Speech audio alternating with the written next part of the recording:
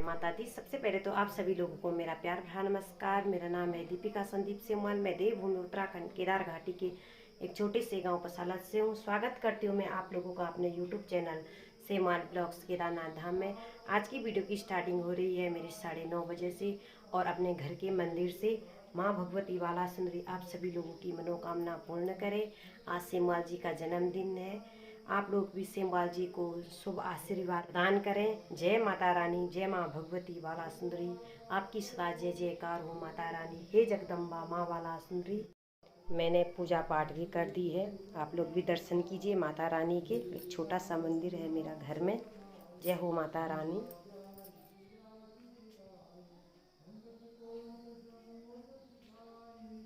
जय हो माँ भगवती बाला सुंदरी, आपकी सदा जय जयकार हो। हे माता रानी, अपनी कृपा दृष्टि इसी प्रकार से बनाए रखना। माँ जगदम्बा, बाबा केदार, आपकी सदा जय जयकार हो। बाबा भैरवनाथ। और कथा पंडाल में पंच पूजा चल रही है। यहाँ का मौसम भी रहा सुंदर सी धूप खिली हुई है। चौखंबा पर्वत, जय हो केदारेश्वर बाबा। केदारनाथ में भी अच्छी सी धूप खिली हुई है। अभी मैं भी नाश्ता करती हूँ। अब इसके बाद होगी मेरी तैयारी घास के लिए जाने के लिए। आप लोग ने वीडियो में मुझे बहुत आशीर्वाद दिया है। आप लोगों से यही निवेदन है कि आप लोग आगे भी मुझे इसी प्रकार से आशीर्वाद और प्रेम देते रहेंगे। जय माता रानी।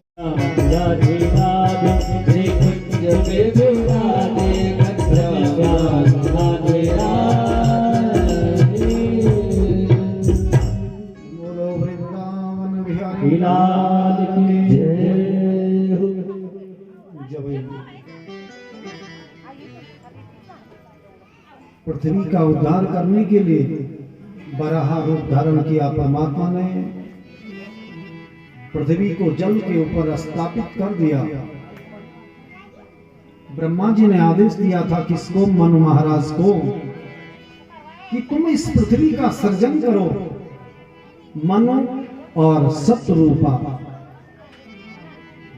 समय समय पृथ्वी को देख करके अब संसार का सृजन, संसार का विस्तार, इस सृष्टि का विस्तार करने के लिए तैयार हो गई। ओम श्री परमात्मने नमः। आप पीछे जाकर के रोता है, पीछे जाकर के रोता है। जब शकुंतला आपने सुनी होगी कथा, कर्ण ऋषि के आश्रम में चली गई थी। कुछ समय रही थी कर्ण ऋषि के पास, कुछ समय के लिए पाला था कर्ण ऋषि ने। लेकिन जब दुष्यंत जी के साथ विवाह होने लग गया,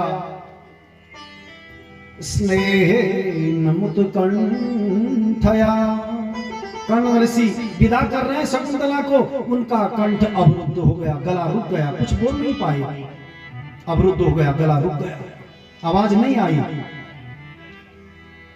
आवाज क्यों नहीं आती है? अचानक कभी हमको अगर कोई शेर सामने मिल जाए, आवाज बंद हो जाती है। कोई बड़ा भारी सांप अचानक सामने आ जाए, आवाज बंद हो जाती है। और जब बेटी की विदाई हो दुख हो, आवाज बंद। इसलिए पुत्रीति जाता महती चिंता, पिता को चिंता होने लग गई। किसको? मनु महाराज को। इधर कर्दम ऋषि बैठ करके, जिन्होंने 10,000 वर्ष तक तपस्या कर दी है भगवान नारायण की, तपस्या करते करते एक दिन मेरे नारायण चतुर्भुजी रूप में कर्दम ऋषि के पास आ गई। कहा, मांगो, क्यों तपस्या कर रहे हो? केवल प्रणाम किया, नारायण को प्रणाम किया। भगवान ने कहा, मैं जानता हूं तुम्हारे तपस्या करने का प्रयोजन क्या है। तुम विवाह करना चाहते हो। कर्दम ऋषि हंसने लग गए। नहीं नहीं नहीं, विवाह के लिए थोड़ी नहीं, मैं पत्नी को चाहने के लिए थोड़ी नहीं तप कर रहा हूं। नहीं, शर्माने लग गए। कहा, सुनो, आज से ठीक कुछ दिन के बाद मनु महाराज, उनकी एक बीच की मजली, जिसको बोलते हैं बीच की लड़की देवहूति, अपनी लड़की को लेकर के तुम्हारे पास आएंगे, कर्दम ऋषि तुम्हारे पास आएंगे, तुम उस लड़की देवहूति से ब्याह करना, शादी करना, तुम्हारे लिए बहुत सुंदर लड़की है वो। किसने कहा? नारायण ने कहा ठीक है, अगर ऐसी आज्ञा। लड़की चुप। यहाँ क्या है? ये सांप ने फन फैलाया, सांप भी अंदर बैठे हैं कि तुम कहां रहते हो। यहाँ तो सब जो है, कहीं सांप है, कहीं छिपकली है, कहीं जो है कुछ है, कहीं कुछ है, कहीं पक्षी है, तुम कहां रहते हो? कि कहा मेरा ये 1.5 फुट का आसन लगा हुआ है, मैं इसी में रहता हूं। वो लड़की रोने लग गई महाराज, वो लड़की रोने लग गई। क्यों रोने लग गई? अपने भाग्य के लिए नहीं, अपने दुर्भाग्य के लिए नहीं, इतने मोटे मोटे आंसू लेकर के रोने लग गई कि मैंने आज तक ऐसा तपस्वी, ऐसा संत कभी देखा नहीं, जिसके मन में एक भी लालसा नहीं। इतना त्यागी पुरुष मेरे धनभाग हैं जो मैं आज कर्दम ऋषि की पत्नी बनी, धर्म पत्नी बनी। मेरे ओह भाग। आज की अगर हमारी बहन होती, आज के जमाने की लड़की होती, चाहे मेरी लड़की है, कोई भी है, क्या ऐसे परिपेक्ष में रह सकती थी? कभी नहीं। 2 दिन में भाग जाती वहां से घर। बाबा मैं तो नहीं रहूंगी वहां। कहां राजमहल का ठाठ, कहां ऋषि जिसकी 1.5 फुट की खटिया, और वहां सांप है, छिपकली है, सब प्रकार के जितने भी जीव जंतु हैं सब वहां बैठे हुए हैं। नहीं नहीं नहीं, कोई नहीं रहता।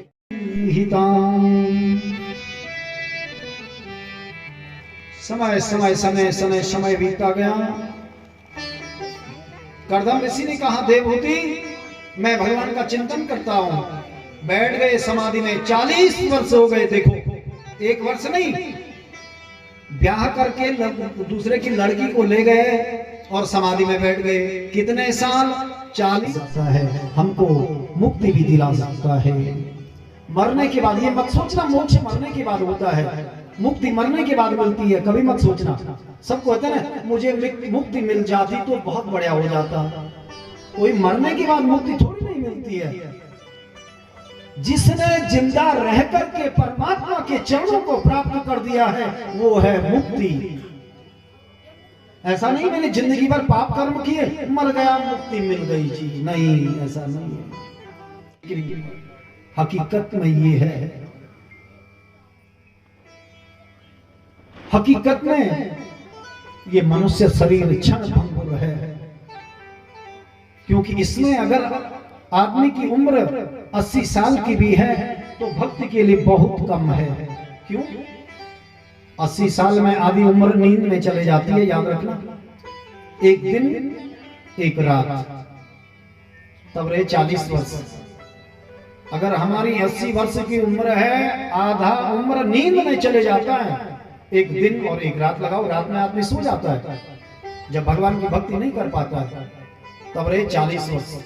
40 में 10-12 वर्ष तक अचेत। ये बच्चों को क्या पता, छोटे छोटे बच्चे क्या भगवान होता है, उनको क्या पता, जिनको भगवान का बोध नहीं होता है। 10 वर्ष वो भी चले गए। तब रहे 30 वर्ष। जब आई जवानी, मदोन्मत्त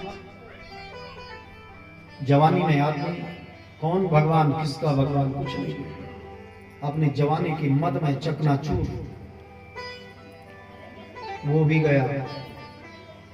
तब लगी हमको व्याधि, कष्ट, दुख। कुछ समय दुख में चले गया, कम समय। और अगर हमने इसको भी ऐसे गंवा दिया, ये मत सोचना ये मेरा रूप हमेशा मेरे साथ रहेगा, ये मेरी विद्या हमेशा मेरे साथ रहेगी, ये मेरा धन, मेरा मान, मेरा सम्मान हमेशा मेरे साथ रहेगा, ये कभी मत सोचना। क्योंकि एक दिन जो उत्थान करता है दूसरे समय वो पतन की ओर जाता है। अपने गांव में देखो, अपने क्षेत्र में देखो, जिसको कहते थे कि ये बहुत बड़े सेठ हैं, आज उनकी स्थिति डमाडोल होने लग गई है। जिनके बच्चे जो है ना कि कभी मांग मांग करके खाते हैं, वो आज ऊपर चले गए हैं, क्योंकि ये संसार का नियम है। बसंत के बाद पतझड़ जरूर आएगा, रात होगी तो दिन होगा, सुख होगा तो दुख होगा, दुख होगा तो सुख होगा, ठंडा लगेगा तो गर्मी भी जरूर आएगी। इसलिए इस भ्रम में मत रहना कि हम आज सुखी हैं तो कल भी यही रहेंगे, ऐसा नहीं।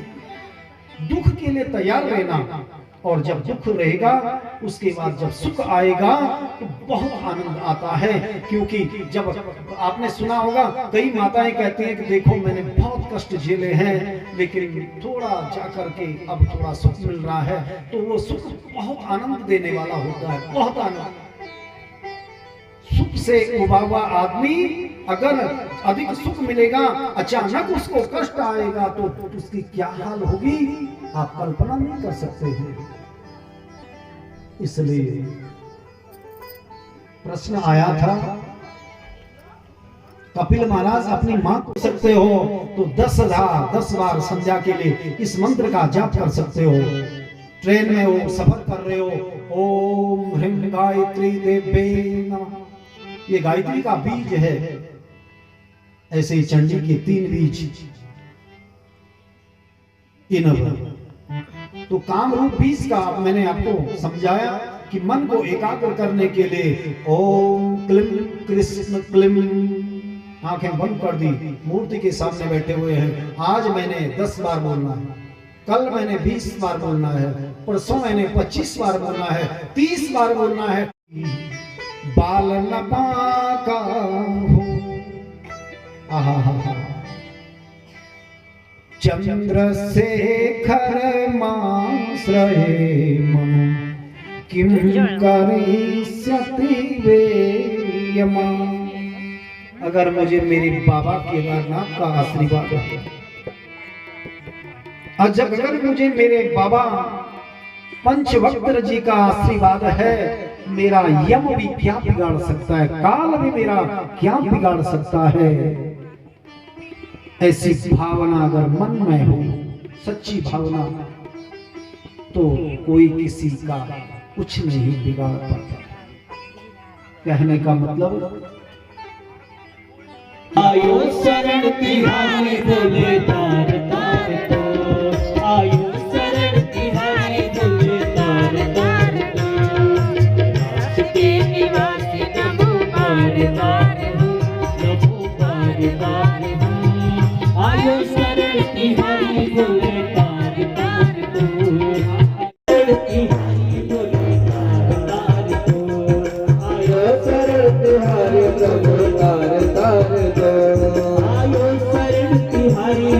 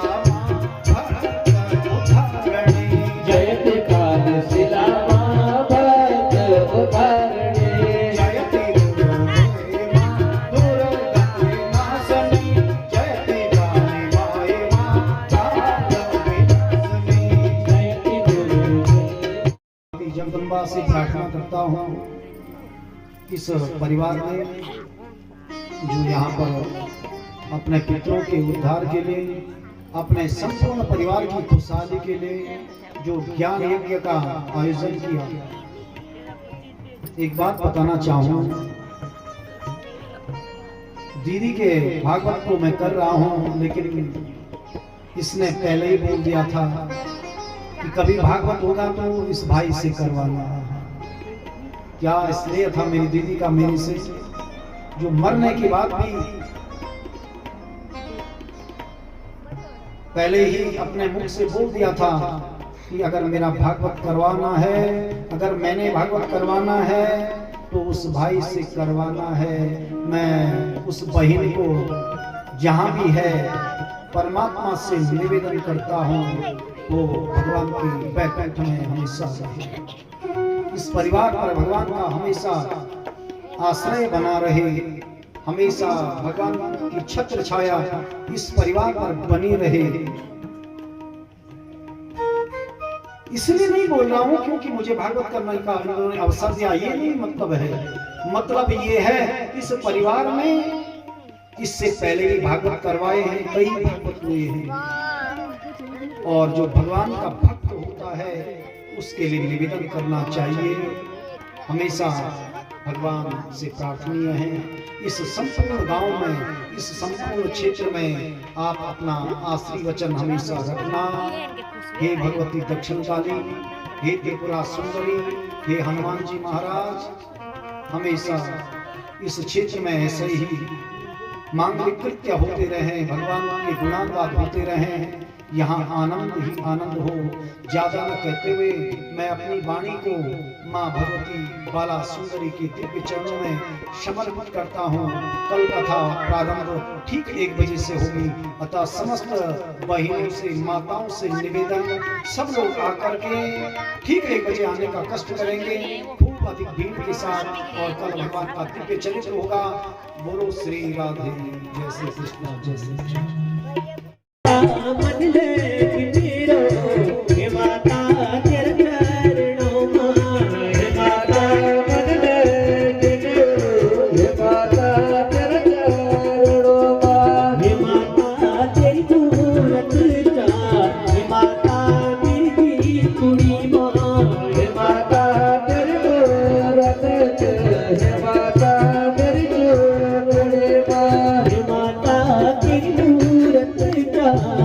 माता